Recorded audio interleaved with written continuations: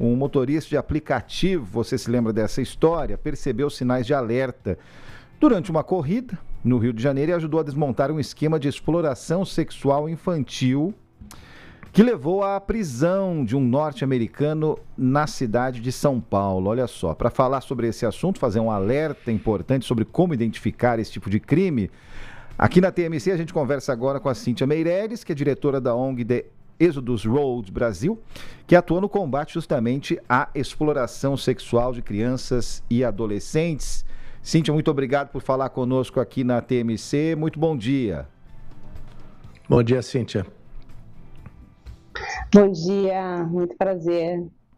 Bom dia. Cíntia, me parece, né, a primeira coisa que me ocorreu quando a gente recebeu essa notícia é que parecia um caso tão aleatório, tão fortuito, mas na verdade é que de casos fortuitos é que são feitas as estatísticas, né? Quando tem um caso aqui, um caso ali, um caso ali. E eu fiquei pensando assim, quantos casos como esse passaram batido das pessoas? Então, o que se pode aprender desse episódio que nós narramos aqui recentemente? Bom, acho que a primeira lição que a gente tira é que a gente precisa estar observando ao nosso redor o que não é típico, né? E começar a questionar situações que sejam estranhas, que não façam muito sentido. Acho que essa questão, ela reflete porque a gente está falando do terceiro maior crime do mundo, que tem hoje mais de 50 milhões de vítimas pelo mundo, que movimenta 150 milhões de dólares, que é o tráfico de pessoas. E a exploração sexual é um tipo de tráfico de pessoas. Cíntia, a gente está chegando agora, tem Réveillon, vai ter festa imensa em várias partes do Brasil, Avenida Paulista, Copacabana, daqui a pouco tem Carnaval, a gente sabe que são épocas em que esses crimes costumam aumentar. Tem alguma coisa que a gente possa fazer, algum alerta que a gente possa dar para as pessoas? A gente viu que a Prefeitura de São Paulo, por exemplo, colocou tendas para as mulheres poderem ter alguma forma de apoio em caso de agressão. E nesse caso, que é mais difícil de detectar, o que a gente pode fazer? Que tipo de alerta a gente pode dar à população? Bom, o que é muito importante numa situação dessa é a denúncia. Então, a gente diz o seguinte: achou algo estranho, não tá legal, tem uma luz que bate, poxa, é uma criança, é uma mulher, é um homem, é um menino que está indo para o local que ele não sabe quem que é, que ele não sabe a região que ele está, que muitas vezes, nessa situação, o motorista da Uber, essas meninas estavam sós dentro do veículo, mas muitas vezes tem um aliciador no carro, tem um aliciador indo embarcar junto na rodoviária, junto no aeroporto. Quando o aliciador está junto, muitas vezes ele tem a posse dos documentos das vítimas. As vítimas, geralmente, elas não conversam, elas não falam, elas são restringidas até mesmo de olhar nos olhos de quem está interagindo. Então, esses detalhes, eles são importantes para que as pessoas notem, e a gente, às vezes, nota, só que a gente não sabe o que a gente faz, porque a gente fala assim, nossa, achei aquela situação estranha. Então, o caminho que a gente diz hoje, a gente tem reforçado isso, é o caminho da denúncia. Então, existem algumas formas de fazer a denúncia numa situação dessa. É o Disque 100, é o Disque 180, e tem um site online, que é o site da Polícia Federal, chamado Comunica PF. Então, qualquer pessoa que ver alguma coisa, não achou que tem, ou melhor, achou que tem alguma coisa estranha, que tem dúvida também da situação, denuncie. Agora, geralmente a gente pensa do ponto de vista de quem está olhando de fora para dentro, né? De fora para a cena, né? Como denunciar, como suspeitar.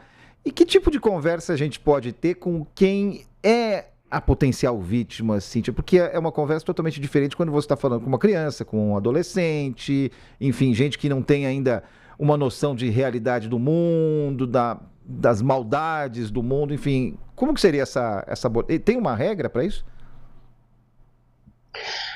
Olha, hoje a gente tem visto que o crime tem cada vez se sofisticado mais.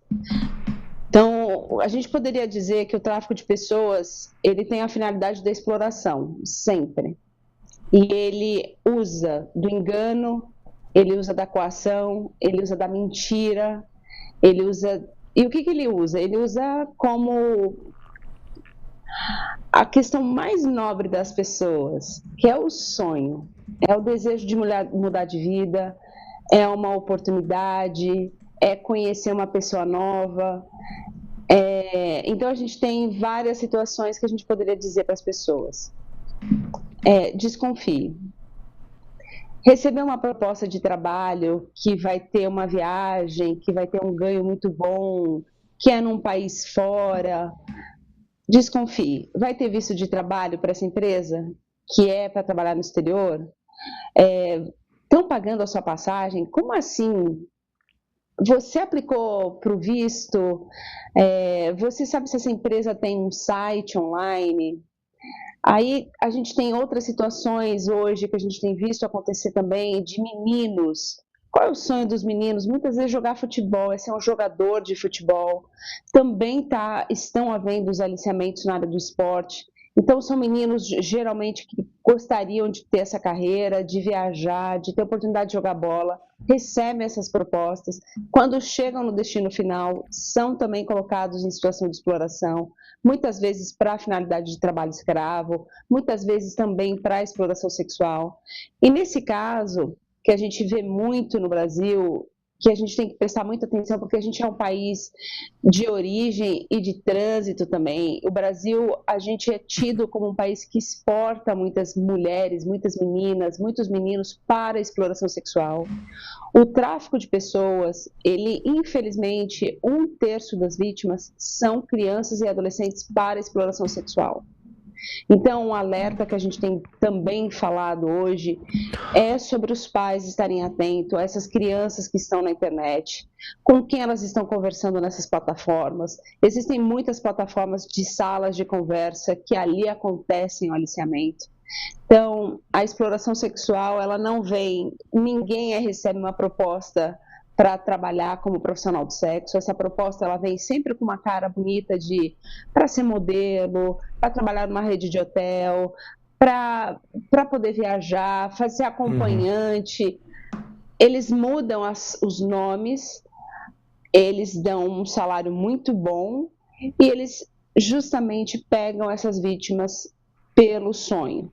E às vezes a gente tinha muita impressão de que essas pessoas que eram aliciadas eram pessoas em situação de vulnerabilidade social. O que hoje, muitas vezes, não é somente isso. A gente está vendo muitas vítimas de vulnerabilidade emocional. Então, a gente tem senhoras e senhores aí, né, que estão caindo no golpe do amor, no estelionato do amor. Então, assim, a gente precisa falar mais sobre isso, de como essas organizações criminosas estão infiltradas e fazendo essas propostas justamente que vão ao encontro da nossa necessidade, do nosso sonho, como pessoas normais.